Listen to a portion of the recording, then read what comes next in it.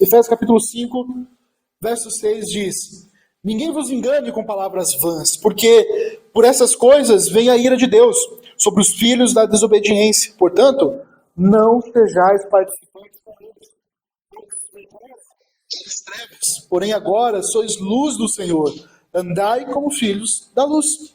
Porque o fruto da luz consiste em toda bondade e justiça e verdade. Verso 10, provando sempre o que é agradável ao Senhor. Oremos. Pai, aplica a Tua palavra em nosso coração. Nós sabemos que ela é a clareza, Deus. Ela é lâmpada para nossos pés, é luz para o nosso caminho. Por isso nós te pedimos, Pai, que ela seja aplicada em nossa vida e nós possamos também praticar aquilo que nós aprendemos aqui, Deus, porque é por meio dela que nós vivemos. Então nos ajude, Pai, a entender, a interpretar, a compreender o que o Senhor tem para nós através dessa palavra. Em nome de Jesus eu oro, agradecido. Amém. Meus irmãos, nós vimos nesse capítulo mesmo, lá no versículo, a partir do verso 1 ali, Paulo chamando a atenção da igreja de Éfeso a viver uma vida digna da sua vocação, né? E nós temos que entender que quando o Paulo chama a atenção da igreja de Éfeso, Paulo também está chamando a nossa atenção. Nós, como igreja do Senhor.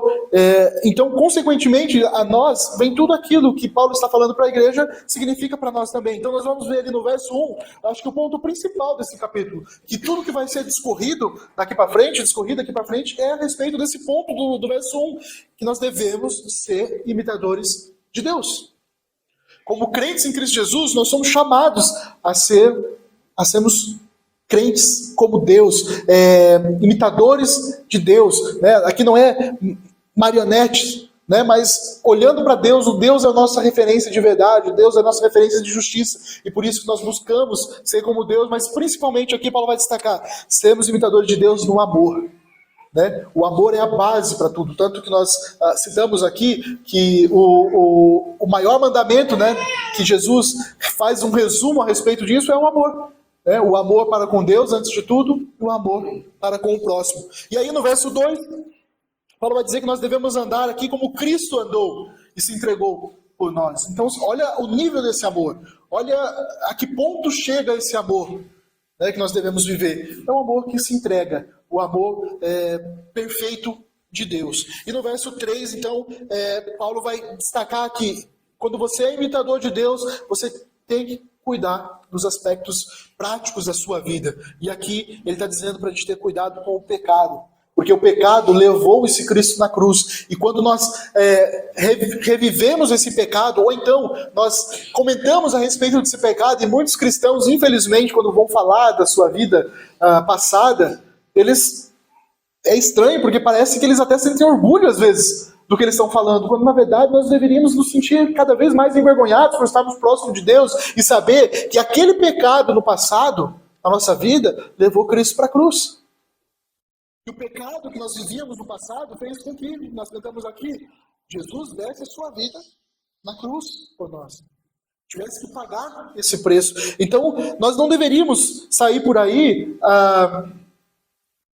exaltando o pecado do nosso passado, porque eu era assim, assim, assim, assado. Jesus me transformou, mas o foco é mais no que eu era, e muita gente sentindo orgulho, né, do que era, quando na verdade não. Nós devemos sentir vergonha, dor, porque nosso Cristo morreu. Só que Paulo não diz somente isso, não é só deixar de falar a respeito da sua vida passada, mas falar da sua vida agora. Você viver uma vida e falar, e pregar, anunciar e testemunhar da mudança que Cristo fez na sua vida. Então você se orgulha, deve se orgulhar de estar com Cristo, de viver com Cristo, testemunhar a sua vida nova. E no verso 4 é justamente isso, de testemunhar o que Deus fez em nossas vidas. E com isso nós edificamos uns aos outros. Então no verso 5 ele vai destacar que aqueles que vivem de forma imoral, aqueles que vivem sem esse relacionamento com Deus, aqueles que vivem na prática do pecado, Paulo dá a sentença. Diz, esses não herdarão o reino dos céus. Então, ele praticamente está dizendo assim, esses não são filhos de Deus. Pode estar na igreja, pode estar onde estiver, mas se vivem nessa prática, não tem mudança de vida, na idolatria, então esses não têm parte na herança de Cristo. Então, resumidamente, Paulo está dizendo, olha, vivam então de acordo com o padrão de Deus. Vivam como herdeiros do reino de Deus. Veja como isso está tão distante de nós no nosso dia a dia. Será que a gente passa tempo da nossa vida pensando no reino? Pensando o que é ser parte do reino de Deus? Vivendo como reino? Vivendo dentro do reino? Será que no reino de Deus a gente vai ficar reclamando? Vai ficar murmurando? Será que no reino de Deus a gente vai viver com esses pensamentos alguns, praticando coisas erradas, coisas que desagradam a Deus? Será que a gente vai viver assim no reino? Certamente não. Mas por quê? Nós nos distanciamos disso. Nós esquecemos que nós precisamos viver e ter a nossa mentalidade voltada para o reino de Deus. E é o que Paulo está dizendo aqui. Vivam conforme o padrão de Deus. Que agora vocês deixaram a vida antiga e são velhos homens e agora são novos homens. Vivendo para Deus e no reino de Deus. E aí ele continua aqui, a partir do verso 6, só que agora destacando essa importância da obediência a Deus. Essa obediência que a gente possa viver agora conforme a vontade revelada na palavra de Deus e não mais como nós vivíamos antes. Então, a obediência, nós não obedecemos mais ao que o mundo prega. Nós não obedecemos mais ao que a sociedade sem Cristo prega. Mas nós obedecemos a Deus. Ele é o nosso foco de obediência. E aí ele vai dizer, no verso 6, ninguém vos engane com palavras vãs. Ou seja, palavras vazias. Palavras que se perdem. O verdadeiro cristão deve saber da certeza do julgamento, de que Deus irá julgar todos os povos, e Deus trará a sua ira, a sua justiça. Meus irmãos, hoje o que as igrejas estão vivendo é justamente olhando para o padrão do mundo. Os cultos são voltados totalmente para esse padrão. Holofotes, luzes, músicas que chamam a atenção. Pouco Deus, pouco da palavra, se alimentando disso. Mas pior, ninguém vos engane com palavras vãs, porque essas coisas vêm a ira de Deus. Ou seja, cuidado com essas pessoas sem temor, essas pessoas que provocam a ira de Deus. Nós já falamos aqui também na pregação passada que a ira de Deus é a pior coisa para a vida do homem, meus irmãos. E o mundo jaz nessa ira. O mundo está vivendo debaixo da ira de Deus. Mas Henrique, eu não estou vendo. Não estou vendo Deus punindo as pessoas. Paulo vai dizer que a ira de Deus é quando Deus deixa o ser humano viver ao seu bel prazer, a fazer sua vontade. A sua vontade é má. A sua vontade nunca foi de buscar a Deus. A sua vontade nunca é de fazer as coisas boas. E a pior coisa para o ser humano, meus irmãos, se você puder orar todos os dias a respeito disso, ore para que Deus não deixe você fazer a sua vontade. Se você for fazer a sua vontade, você vai desagradar a Deus. E você vai viver numa vida de libertinagem, uma vida de pecado, uma vida de murmuração. Porque essa é a vontade da nossa carne. Esse é o desejo da nossa carne. E Paulo vai dizer que Deus fez o quê? Olhou para o lado e deixou eles viverem a sua própria vontade. Acho que essa é a pior punição na vida do ser humano. E olha que interessante. Nós que compreendemos a palavra de Deus, sabemos que essa é a pior punição. Mas as pessoas que estão vivendo lá no mundo, isso é maravilhoso. Eu estou vivendo conforme o meu querer, aquilo que eu quero fazer. Eu faço o que eu quiser. Eu vivo da forma como que eu posso viver a minha liberdade. Faço o que eu quiser, da forma como que eu quiser. E a gente está vendo o que está acontecendo com o mundo. A gente está vendo para onde o mundo está indo. E aqui, meus irmãos, nós estamos vendo a ira de Deus se derramando sobre o mundo. O mundo vivendo os seus desejos, a sua vontade. Mas nós não somos esse mundo. E é por isso que Paulo está dizendo, não se engane com as palavras vãs. Porque por essas coisas vem a ira de Deus. Vem a ira de Deus sobre os filhos da desobediência. Pessoas que vivem desobedecendo a Deus. Pessoas que não conhecem o Evangelho. Filhos de Adão. A natureza humana é assim. Estão sob essa ira. Mas nós não fazemos parte disso, meus irmãos. Nós não somos parte mais disso. Nós já passamos por isso. Mas agora somos filhos de Deus. Não somos mais filhos da desobediência. E como Paulo sempre faz, meus irmãos, o tempo todo, em suas cartas, e principalmente aqui também na carta de Efésios, com amor aqui, Paulo está exortando a igreja a se arrepender, a não viver como os ímpios. Então veja que Paulo está exortando a igreja a compreender isso que nós estamos falando aqui. A compreender que nós não fazemos parte mais desse mundo. Nós não vivemos mais como o mundo vive. O mundo quer justamente isso, essa liberdade para a libertinagem. O mundo quer justamente isso, fazer a sua vontade, mas nós lutamos contra a nossa vontade. Veja, meus irmãos, que o padrão é diferente. Nós não vivemos para fazer a nossa vontade. Nós vivemos para lutar contra a nossa vontade. Você já pensou nisso? Você já pensou que a tua vida, até o final da sua vida, seu último respirar, você vai viver para lutar contra a sua vontade? Porque a sua vontade não é agradar a Deus. A vontade da sua carne, meus irmãos, a palavra de Deus diz, Paulo vai dizer que a nossa carne ela não se converte. A nossa vontade não é buscar Deus, a nossa vontade não é ir para a igreja no domingo. A nossa vontade é ficar em casa dormindo. A nossa vontade não é ler a Bíblia, é ficar na internet, é ficar no TikTok, é ficar no Instagram. Essa é a nossa vontade. Como cristãos, nós temos que lutar contra a nossa vontade. Pode ser algo que às vezes complica pra gente, né? Como é que eu vou fazer isso? Mas é isso. A vida inteira do crente é lutar contra a sua vontade. O mundo não luta contra a sua vontade, muito pelo contrário. Ele procura cumprir a sua vontade, saciar o seu desejo. E aqui jaz a ira de Deus. Aqui está a ira de Deus. E Paulo começa a destacar, então, a partir do verso 7, o princípio da pureza. Não se envolvam com as pessoas que praticam o mal, que vivem para fazer a sua vontade. Verso 7, portanto, não sejam participantes com eles.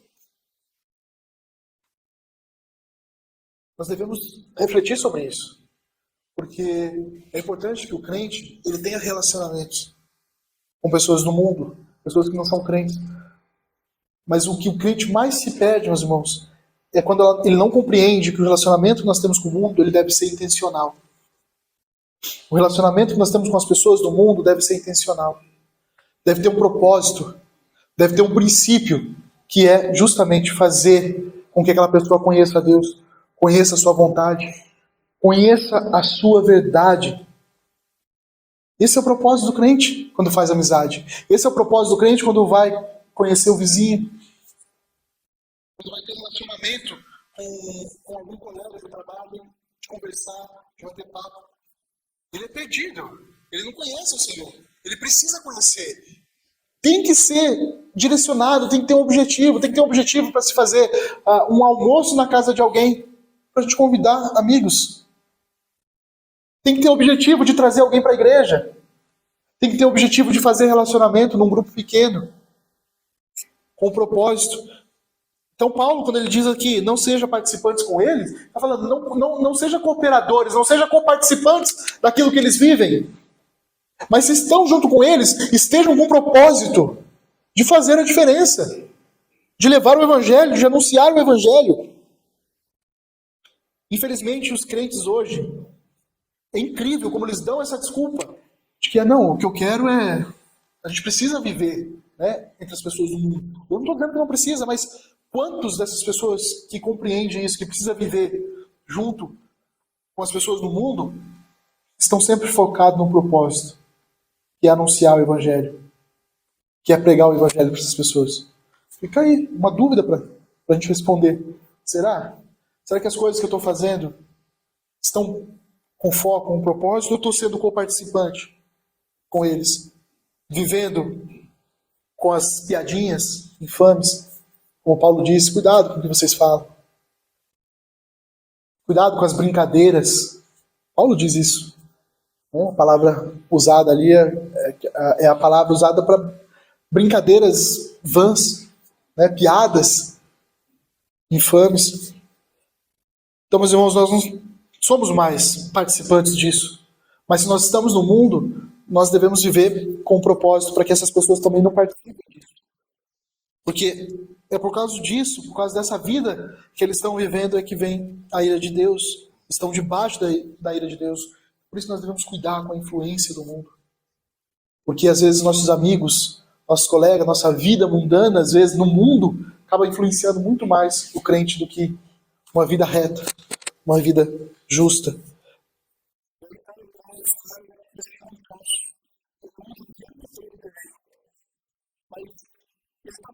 Essa impossibilidade de coexistir, como você disse, muitos convivem. De existir o velho homem com o novo homem. Ele usa palavras como outrora e agora. E a partir do verso 8 ele vai usar trevas e luz. Não coexistem. Não podem viver juntos. Não tem como, não é possível. E aí por isso que ele diz no verso 8, pois outrora, ou seja, antes, vocês viviam nas trevas. Lembra da sua vida antes de Cristo? O mundo não percebe que ele está vivendo em trevas. O mundo não percebe que ele está vivendo na escuridão. Luz aqui é o título dado para aqueles que são iluminados por Deus, como nós estudamos hoje de manhã. Iluminados a compreender a palavra do Senhor. Iluminados a conhecer a palavra de Deus e ter o reconhecimento, ter o entendimento da palavra dele. Antes vocês eram trevas, antes vocês não conseguiam ver, vocês estavam na escuridão, mas agora vocês não são mais. Não fazem mais parte das trevas, porém agora sois luz do Senhor. Antes vocês viviam nas trevas, hoje vocês vivem na luz. Por que vocês querem voltar para as trevas? Por que querem voltar para o padrão antigo? Veja como Paulo o tempo todo está fazendo isso. Nos versos anteriores, no capítulo anterior, ele está falando a respeito do que vocês eram antes e agora são diferentes. Antes vocês eram estrangeiros, agora vocês não são, vocês são participantes do reino do Senhor. Antes vocês eram mortos, estavam mortos espiritualmente, agora não, agora vocês estão vivos. Veja esses contrastes que Paulo está o tempo todo dizendo, e aqui ele vai destacar mais um deles. Antes vocês eram trevas, agora vocês são luz. E precisam viver como luz, precisam andar como filhos da luz. Meus irmãos, uma vida prática é uma vida de ação, é uma vida de escolhas. Ou você dá passos rumo à escuridão, ou você dá passos rumo à luz.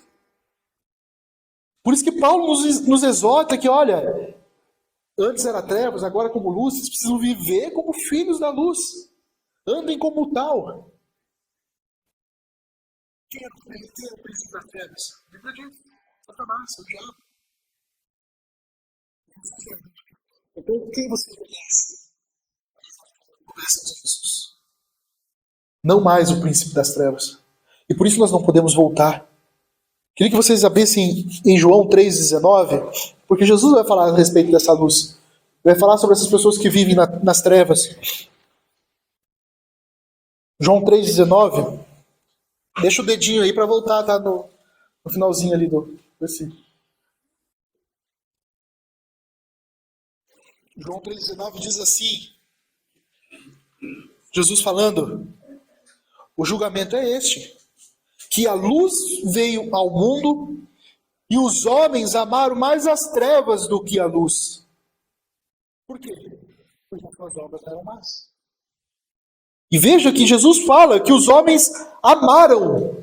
Meus irmãos, essa é a realidade do mundo.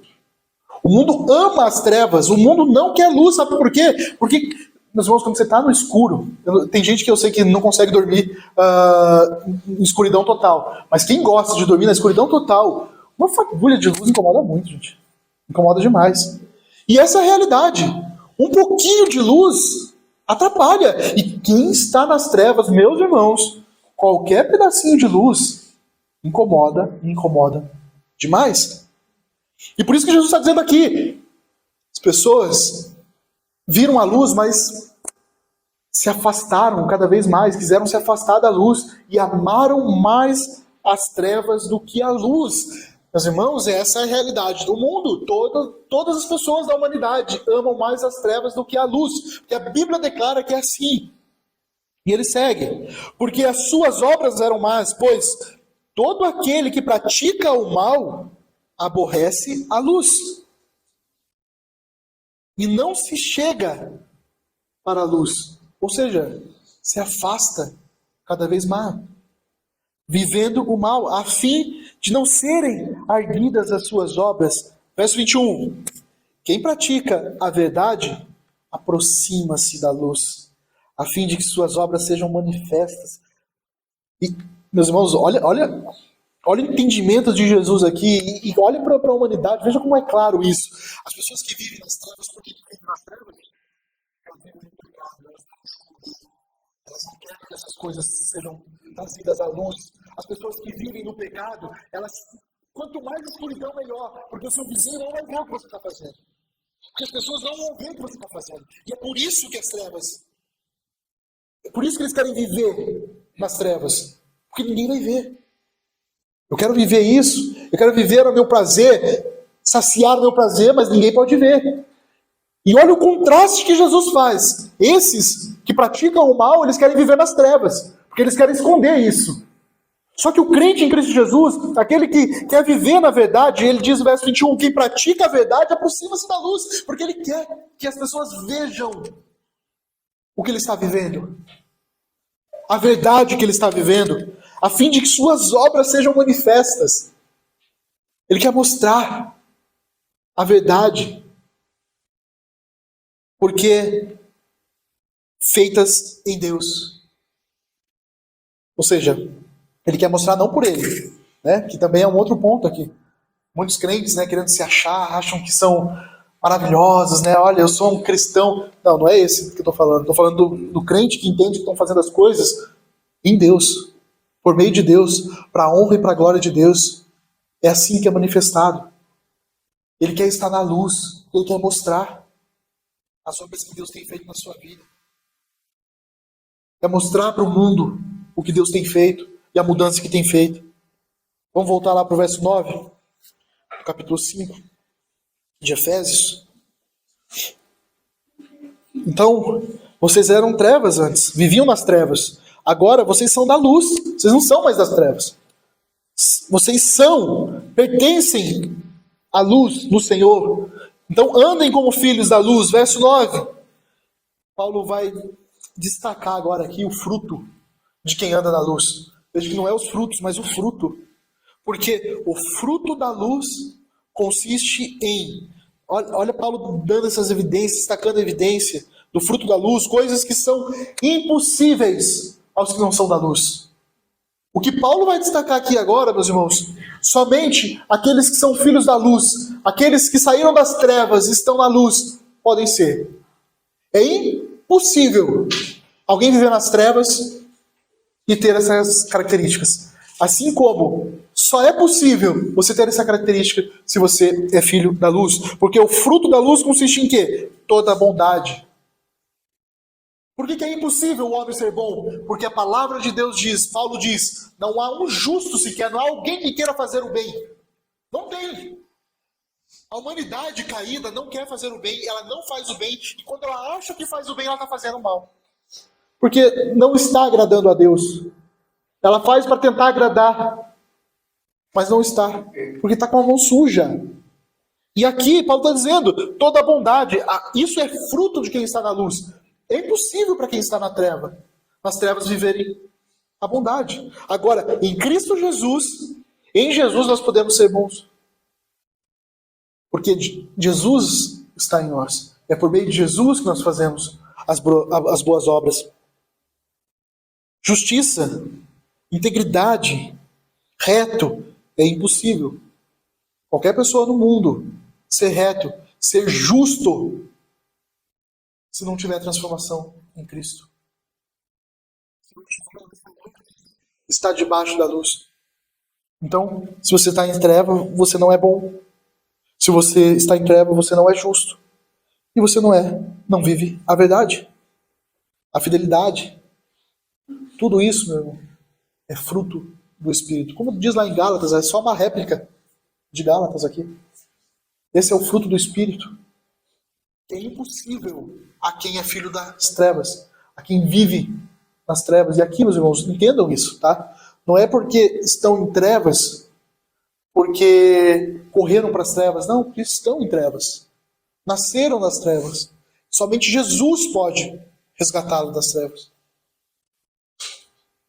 Então, é impossível para quem está nas trevas viver a bondade, a justiça e a verdade. Tudo que nós vemos hoje no mundo, meus irmãos, é tudo contra a bondade, é tudo contra a justiça, é tudo contra a verdade. Por quê? Porque o mundo jaz nas trevas. Porque o mundo vive nas trevas. Mas nós, crentes em Cristo Jesus, somos diferentes de tudo isso, de todos. Porque nós vivemos na luz. Nós somos filhos da luz. Nós já passamos das trevas para a luz. Para encerrar, verso 10. Assim, vivendo conforme a luz, o fruto da luz, assim provamos sempre o que é agradável ao Senhor. É assim, meus irmãos, que nós vivemos de forma agradável a Deus. É agradável aqui, eu não estou dizendo assim, que legal, você está fazendo isso, estão me agradando. Não, é agradável mesmo, lembra que eu disse para você, eu gosto de citar isso, porque é um exemplo prático da nossa vida. Não adianta você fazer um bolo, fazer um pão com as mãos sujas, porque você estraga todo o bolo. Então, aqui é impossível você estar com as mãos limpas se você não for regenerado, não for transformado e Deus não te trazer para a luz. Por isso que você não pode ser agradável a Deus enquanto você não estiver na luz. E aqui é justamente a vida daquele crente em Cristo Jesus que veio para a luz. Assim ele pode ser agradável a Deus. Meus irmãos, Cristo Jesus foi tentado. Ravel trouxe há 2 semanas para nós a respeito da tentação de Jesus. E o que acontece quando Jesus passa por essa provação?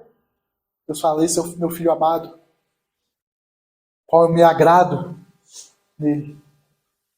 É questão de possibilidade e impossibilidade. Nós temos a possibilidade hoje de agradar a Deus porque nós estamos na luz.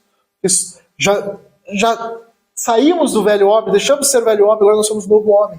Em Cristo Jesus, transformados, regenerados. Nós temos agora a possibilidade de agradar a Deus com nossas ações, com nossas obras. E isso trazendo cada vez mais a luz para que as pessoas vejam a obra de Cristo em nossas vidas. Que possamos viver, assim como Paulo exortou a igreja em Éfeso, a palavra de Deus nos exorta também a vivermos na luz,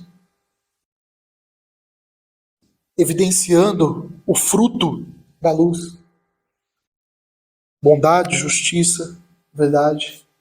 Que a nossa vida prática seja de imitadores de Deus. Pessoas que imitam porque já deixamos a velha vida e temos uma nova vida. Nós vivemos não mais fazendo a nossa vontade, porque a nossa vontade é má. Nós buscamos fazer a vontade de Deus e nós podemos vencer isso porque o Espírito Santo nos capacita. O mundo não tem o Espírito Santo que dá a possibilidade de vencer o que é mal, de poder dizer não para a vontade da carne. Somente por meio do Espírito Santo nós conseguimos isso. Amém?